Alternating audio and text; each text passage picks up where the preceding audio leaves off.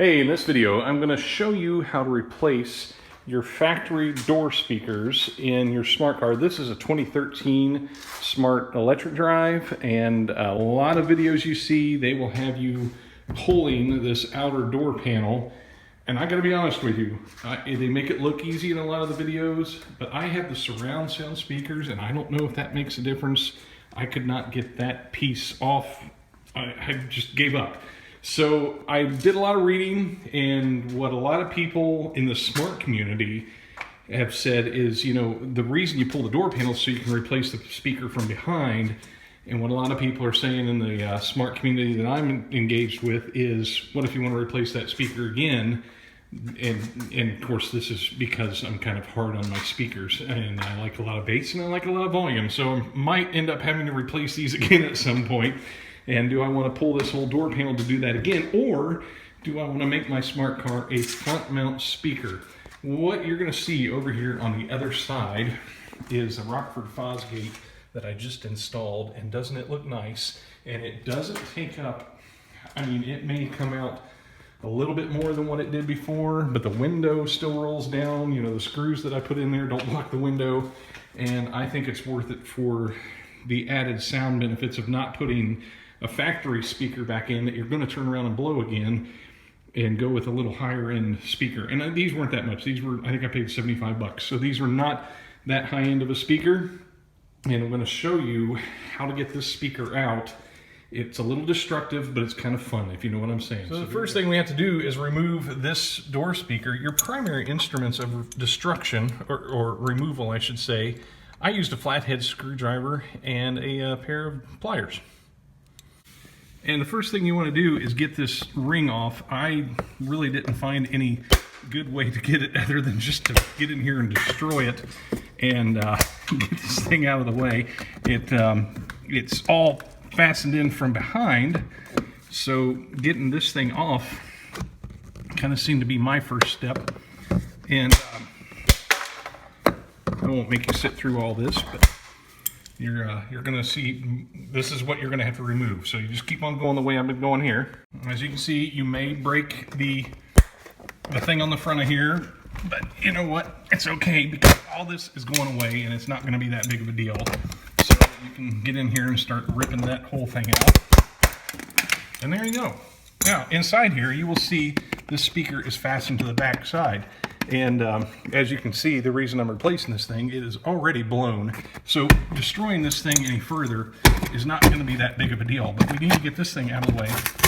By the way, make sure your key is turned off before you do this. You do not want to short out your speaker leads. Not that that's that big of a deal, but as you can see, they're right there. And you want to make sure you're not shorting any of that stuff out. The factory speaker is all plastic. So you get in here and you break that guy, and you break these little, you know, the little mounts there. And before too long, you'll have, you know, most of the speaker out. The next thing we need to do is, you can see where this speaker is pushed up against the back here. There are some clips in here somewhere. But what I found easiest to do is get in here behind here. And again, break that, and you've got to get, I guess maybe you don't have to get all that out, but I chose to. And so you can go around and just break all that ring of that speaker out. Again, I won't make you sit through all this. It really doesn't take that long. You can have all this out in less than 5 minutes. So now I have all that speaker pulled out of here, out of the inside. And you probably wouldn't have to pull it all out if you really didn't want to, but I'm a little bit concerned about things rattling, so I wanted to get as much of that out of there as I could. Oh, there's a little piece there I'll have to get out.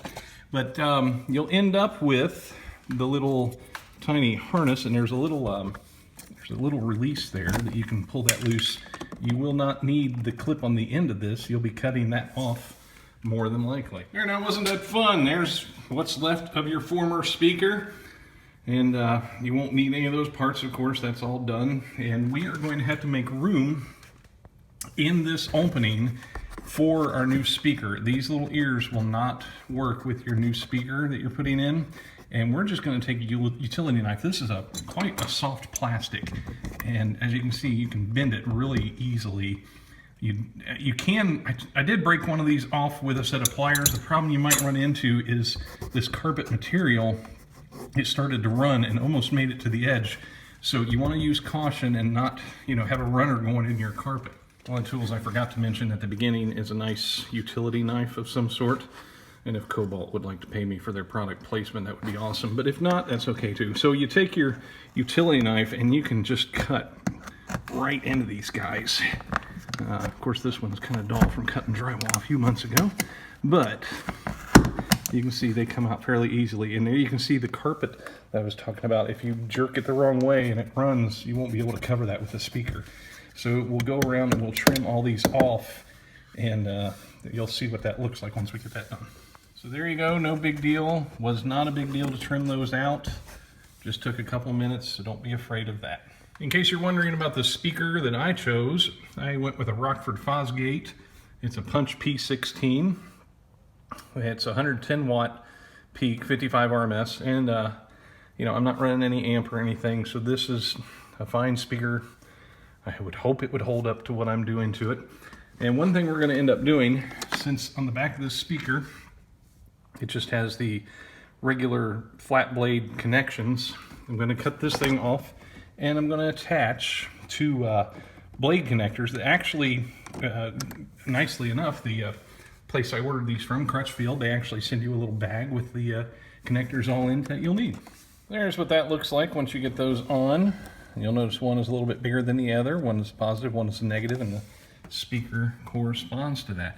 Now what we are going to do, and I'm not going to be able to hold the phone to make this video, but we are going to connect those and screw this in, and it's simple, easy stuff. I don't think I have to show you how to do that, but you'll see that in the next shot that that's all done. Now we have it installed in the door, and all we have left to do is put on our speaker grill. So there you go, speakers in place. The simple tools: flathead screwdriver, pair of pliers, utility knife, wire strippers or wire cutters, whichever you want to use, and I used a drill to run the screws in. That's as difficult as it gets, and I have to say I do think it was a lot easier than pulling the outer door skin. And from this point forward, if I ever need to replace these speakers again, I will never have to pull that door panel to do that. I'll just reinstall the new ones from the outside. There you go. Hope you enjoyed the video. Hope that helps